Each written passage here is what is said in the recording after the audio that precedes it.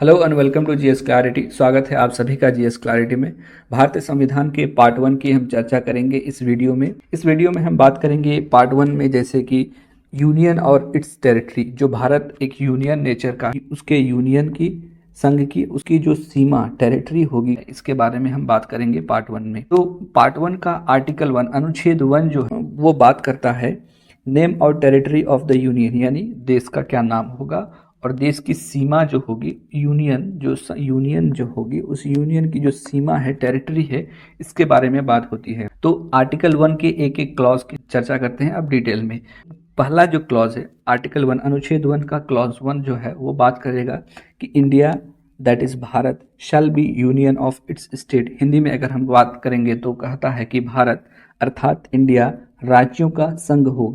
देखिए, हमारा देश का जो पॉलिटिकल नेचर है, हमारा देश जो काम करता है वो राज्य और केंद्र दोनों साथ में मिलकर काम करता है, जिसको एक फेडरल सेटअप कहा जाता है कि ये फेडरल है, संघ है।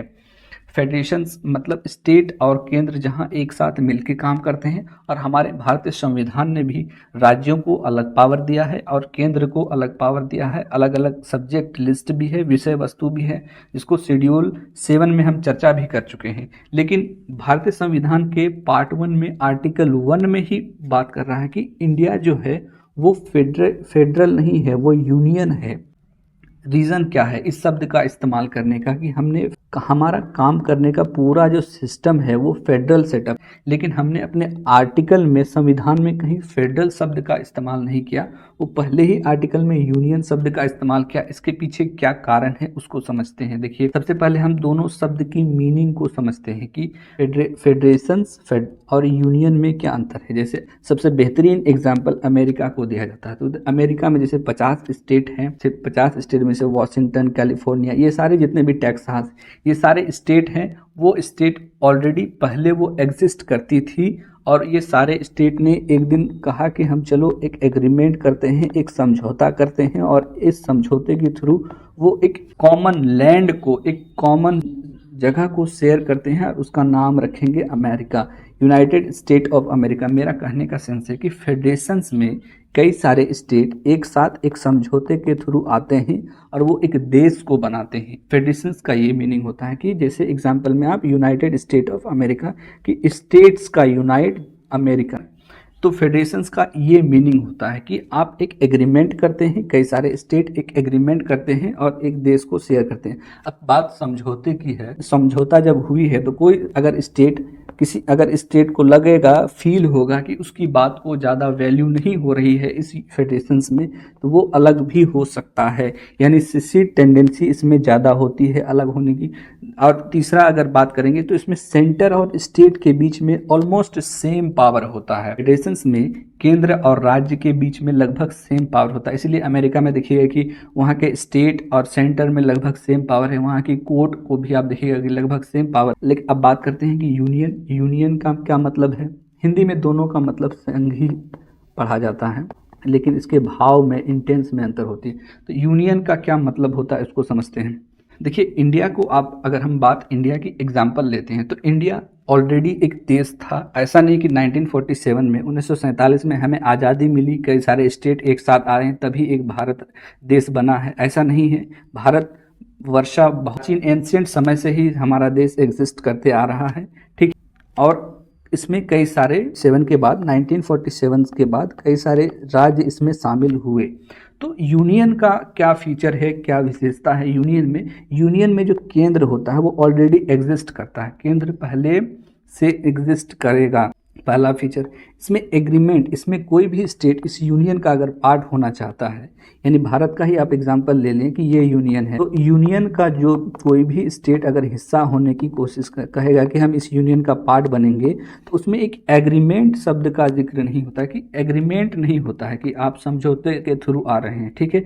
आप अपनी इच्छा के थ्रू इस पार्ट हिस्सा हुए हैं, ठीक। इसके बाद इसमें यूनियन में सेंटर को ज़्यादा पावर होता है। आप हमारे देश का एग्जाम्पल ले सकते हैं कि केंद्र सरकार राज्य सरकार से ज़्यादा पावरफुल होती है और सिसी टेंडेंसी, अलग होने की जो इसमें टेंडेंसी नहीं होती है। इसीलिए ऑफन एक शब्द का इस्तेमाल किया जाता है हमारे देश के रिस्पेक्ट में कि इंडेस्ट्रक्टिबल union of destructible state. इंडेस्ट्रक्टिबल union का मतलब होता है कि यूनियन के अंदर कोई भी छेड़खानी नहीं हो सकती है, यूनियन में कोई भी चेंज बदलाव नहीं हो सकता है, लेकिन स्टेट में बदलाव हो सकता है। आप एग्जाम्पल में दे सकते हैं कि आंध्र प्रदेश से तेलंगाना अलग हो गया, जम्मू कश्मीर को 2 यूटीज़ में स्प्लिट कर दिया गया, तो स्टेट में चेंज कर सकते हैं, यूनियन केंद्र में नहीं। तो भारतीय संविधान का आर्टिकल 1 का क्लॉज 1 जो है, अनुच्छेद 1 का क्लॉज 1, वो 2 चीज़ के बारे में बताता है। एक तो यूनियन का नाम, देश का नाम इंडिया यानी भारत, और दूसरा कि वहाँ की जो पॉलिटी का ऑर्गेनाइजेशंस किस तरह से होगा वो उसके बारे में बताता है। ठीक है, अब इंडिया शब्द को भी संविधान में जोड़ने के पीछे रीजंस था कि जैसे भारत तो हमारा सबसे बहुत पुराने समय से हम संस्कृत से निकला एक वर्ड है भारतवर्षा, वहाँ से ये भारत का हमने इस्तेमाल किया शब्द का। लेकिन इंडिया जो है अब नॉन हिंदी स्पीकिंग स्टेट को ऐसा ना महसूस हो कि हम पर संस्कृत कल्चर या फिर हिंदी कल्चर हम पे डोमिनेट किया जा रहा है, इस वजह से हमने इंडिया दोनों को रखा, भारत और इंडिया दोनों। ये तो नाम को डील करता है, और cell be union of state, तो ये ऑर्गेनाइजेशंस ऑफ जो इस यूनियन की किस तरह की पॉलिटी ऑर्गेनाइज्ड होगी उसके बारे में डील करता है। दूसरी बात हमने जाना कि हमने यूनियन शब्द का इस्तेमाल क्यों किया, फेडरेशंस का क्यों नहीं किया, इसके बारे में। भारत के संविधान में यूनियन शब्द का इस्तेमाल क्यों किया गया, इसके पीछे भी कारण थे। एक पहला कारण जो था वो तो पार्टीशंस का रहा कि इंडिया पाकिस्तान का जो विभाजन हो गया उसके वजह से।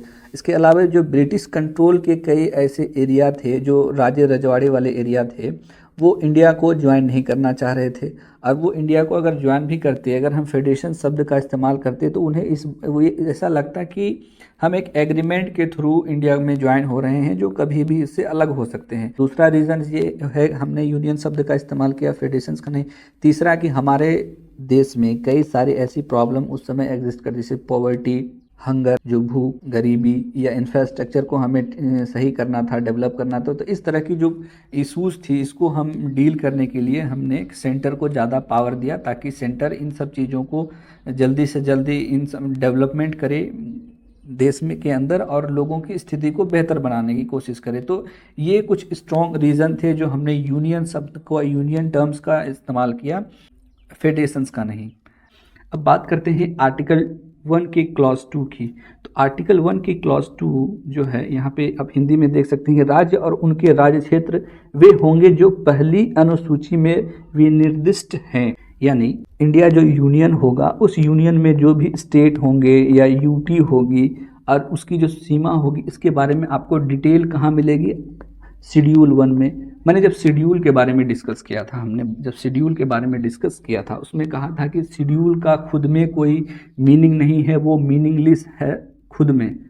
लेकिन अगर आप उसको मेन बॉडी से आप उसको अगर जोड़ देते हैं, आर्टिकल से जोड़ देते हैं, तो वो एक मीनिंगफुल हो जाता है। इसी तरह देखिए कि आर्टिकल 1 का क्लॉज 2 के साथ अगर शेड्यूल 1 को जोड़ दें तो आपको पता चल जाएगा कि इंडिया जो यूनियन है, उस यूनियन के स्टेट यूटीज़ की शेड्यूल 1 में चर्चा है और उसकी टेरिटरीज़ की। ठीक उसी तरह से आर्टिकल 1 का क्लॉज 3 जब आप देखेंगे तो वो कहता है कि द टेरिटरी ऑफ इंडिया, यहाँ पे एक चीज़ देखिए, territory of India shall comprise, sub clause A में बात करेगा कि the territories of state, the union territory specified in first schedule. और तीसरा सब क्लॉज क्या है कि such territories as may be acquired. Article 1 clause 3 बात करता है कि जो भारत का जो राज्य क्षेत्र है, उस राज्य क्षेत्र में जो स्टेट की सीमा होगी वो आएंगे, जो शेड्यूल 1 में बताया गया जो स्टेट है और यूटी है वो आएंगी, और भविष्य में कोई भी ऐसी सीमा जिसको भारत उसको हासिल करता है, इवन वॉर के थ्रू या कोई डील के थ्रू हो, तो वो भी टेरिटरी ऑफ इंडिया में आएंगी। अब आपको एक बात यहाँ पर सोचना चाहिए कि हमने कहा कि इंडिया जो है वो यूनियन है और इस यूनियन में स्टेट होंगे, तो स्टेट, टेरिटरी ऑफ स्टेट शब्द का इस्तेमाल क्यों नहीं किया गया, टेरिटरी ऑफ इंडिया का इस्तेमाल किया गया। देखिए, टेरिटरी ऑफ स्टेट का मीनिंग होगा कि इस टेरिटरी, इस यूनियन की जो स्टेट की टेरिटरी होंगी, यानी ये सीमा को एक तय कर दे रहा है कि इसी सीमा के अंदर जो भी स्टेट होंगी उस स्टेट की टेरिटरी। लेकिन टेरिटरी ऑफ इंडिया जो है एक वाइडर है, एक विस्तृत रूप दे रहा है कि इसमें ये भी आएंगी और शेड्यूल 1 में है वो भी आएंगी, और भविष्य में कोई सीमा अगर भारत में शामिल हो रही है वो भी आएंगी। तो इसलिए हमने आर्टिकल 1 क्लॉज 3 में द टेरिटरी ऑफ इंडिया शब्द का जिक्र किया, टेरिटरी ऑफ स्टेट का हमने जिक्र नहीं किया। आई होप कि आप समझ गए होंगे इसको। उसी तरह से भारतीय संविधान के आर्टिकल 2 के बारे में जब आप देखेंगे तो आर्टिकल 2 बेसिकली वो कहता है कि नए राज्यों का प्रवेश, स्टेट कोई भी स्टेट जो टेरिटरी के अंदर है लेकिन वो इंडियन यूनियन का हिस्सा नहीं है। पहला पार्ट जो कहता है आर्टिकल 2 का फर्स्ट पार्ट कि कोई भी स्टेट जो इस सीमा के अंदर है लेकिन वो इंडियन यूनियन का हिस्सा नहीं है, तो उसको आप इंडियन यूनियन का हिस्सा कैसे बनाइएगा। एग्जाम्पल से समझते हैं कि जब हमने कॉन्स्टिट्यूशंस को इनेक्ट किया, लागू किया, तो उस समय जम्मू कश्मीर, हैदराबाद, ये जो स्टेट थे इंडियन यूनियन का हिस्सा नहीं थे।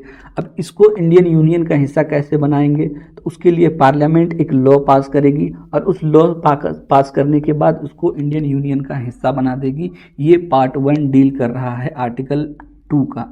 अब पार्ट 2 की बात करते हैं कि कोई भी ऐसी टेरिटरी जो इंडियन टेरिटरी के इस सीमा के अंदर फॉल नहीं करती है, इस सीमा के अंदर नहीं है, मान लेते हैं कि यहाँ पर है, तो यहाँ वाली जो टेरिटरी है उसको इंडियन यूनियन में कैसे आप शामिल करेंगे उसके बारे में बताता है कि कोई भी अगर टेरिटरी जो आउटसाइड इंडिया है उसको पहले आप स्टेट में इस्टेब्लिश कीजिए, उसके बाद पार्लियामेंट लॉ पास करेगी और उसके बाद इंडियन यूनियन का हिस्सा होगी। जब यहाँ पे आप एक चीज़ गौर कीजिएगा तो एक चीज़ आर्टिकल 2 अनडिसाइड है, ये तय नहीं कर रहा है कि जो नए स्टेट को आप इंडियन यूनियन का हिस्सा जब बनाइएगा तो क्या वो स्टेट फुल फ्लेजेड स्टेट के रूप में होगा या फिर उस पर केंद्र का कंट्रोल होगा, यूटीज़ के रूप में होगा, इसके बारे में आर्टिकल 2 में जिक्र नहीं किया गया। इसीलिए जब आप देखिएगा कि सिक्किम को भारत का जब हिस्सा बनाया गया था तो उसलिए इस पार्लियामेंट ये सहमत नहीं थी कि सिक्किम को full fledged as a state शामिल करें या फिर यूटी करें, ये कंफर्म नहीं किया गया आर्टिकल 2 में। इस वजह से उन्होंने कॉन्स्टिट्यूशंस में, संविधान में संशोधन करके आर्टिकल 2A को इंट्रोड्यूस किया। इसके बाद सिक्किम को स्टेट के रूप में शामिल किया। बाद में 36 कॉन्स्टिट्यूशन अमेंडमेंट एक्ट करके 1975 में 36वां संविधान संशोधन करके 2A को खत्म करके सिक्किम को फुल फ्लेजेड स्टेट के रूप में भारतीय यूनियन का हिस्सा बनाया गया। तो मेरा कहने का सेंस ये है कि आर्टिकल 2 इस बात को कंफर्म नहीं कर रहा है कि आप कोई भी स्टेट को जो इंडियन यूनियन के बाहर है या नए स्टेट है उसको जब आप इंडियन यूनियन का पार्ट हिस्सा बना रहे हैं तो क्या वो इसको फुल फ्लेजेड स्टेट के रूप में बना सकते हैं पार्लियामेंट या केंद्र शासित प्रदेश के रूप में, इसके बारे में कंफर्म नहीं है। तो आज के वीडियो में हमने बात किया पार्ट 1 के आर्टिकल 1 के जितने भी सब क्लॉजेस थे उसके बारे में, आर्टिकल 2 के बारे में कि आर्टिकल 2 में बताया कि नए स्टेट को इंडियन यूनियन का जब हिस्सा आप बनाइएगा तो किस तरह से क्या प्रक्रिया होंगी उसके बारे में चर्चा किए। नेक्स्ट 3 और 4 बच गए, उसको हम नेक्स्ट वीडियो में कवर करेंगे। Thank you for discussion.